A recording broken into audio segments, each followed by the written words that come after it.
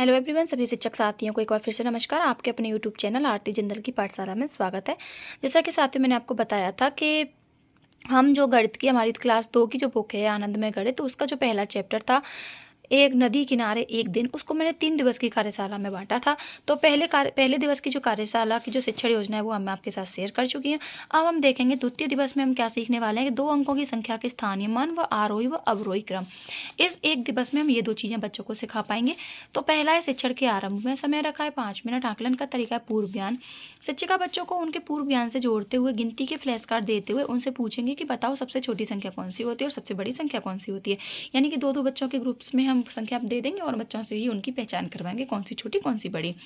अच्छा, आपकी कक्षा में सबसे छोटा कौन है और सबसे बड़ा कौन, इस तरीके से भी बच्चों से इसकी शुरुआत कर सकते हैं। शिक्षण के दौरान समय रखा है 25 मिनट। आकलन का तरीका है सहभागिता। बच्चों, आज हम आरोही व अवरोही क्रम के साथ 2 अंकों की संख्याओं के स्थानीय मान भी सीखेंगे।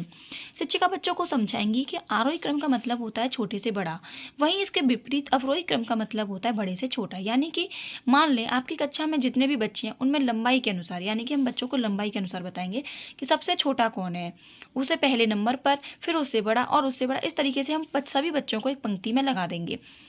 फिर हम बच्चों को बताएंगे कि यह हमारा आरोही क्रम है, यानी कि जिसमें हमें सबसे छोटा बच्चा आगे लगा हुआ है वो हमारा आरोही क्रम कहलाता है। इसके विपरीत जब कक्षा का सबसे बड़ा बच्चा पहले और सबसे छोटा बच्चा बाद में आता है पंक्ति में, तो वह अवरोही क्रम कहलाता है। अब शिक्षिका बच्चों को श्याम पट्ट पर भी आरोही व अवरोही क्रम की संख्याओं के माध्यम से समझाएंगी। ये मैंने सेम संख्या लिखी हुई है, इसी तरीके से हम बच्चों को इसको आरोही व अवरोही क्रम में सिखा सकते हैं। इसी प्रकार से अब हम स्थानीय मान हल करेंगे। बच्चों, हमें पता है कि 2 अंकों वाली संख्याओं में एक अंक इकाई का और दूसरा अंक दहाई का होता है। जो अंक दाएं हाथ पर लिखा होता है, दाईं ओर लिखा होता है, वह संख्या इकाई कहलाती है। यानी कि जो अंक सबसे अंत में आता है वही इकाई होती है। बाएं वाला अंक दहाई कहलाता है। दहाई का मतलब होता है 10 का समूह। 10 पेंसिल का एक बंडल बराबर 1 दहाई। अलग अलग पेंसिल मतलब इकाई। जैसे कि 14 कोई संख्या है, 14 में हमारा एक बंडल है दहाई का, 4 पेंसिल है इकाई की। इस तरीके से हम बच्चों को बंडल तीली या चौक माचिस की तीली, इनके हिसाब से इकाई दहाई की समझ हम बच्चों को करा पाएंगे। इसी तरह बच्चों को एक अलग तरीके से भी सिखा सकेंगे। जैसे 46 में इकाई व दहाई, तो हमने यहाँ लिखा कि 46 में 4 दहाई है, 6 इकाई है। इसको इस स्थानीय मान के तरीके से भी हम बच्चों को सिखा सकते हैं कि इकाई का मतलब 1 होता है, तो 1 का गुणा हम जब 6 में करेंगे तो 6 ही आएगी। लेकिन दहाई का मतलब 10 होता है, 10 का गुणा 4 में करेंगे तो 40 आएगी।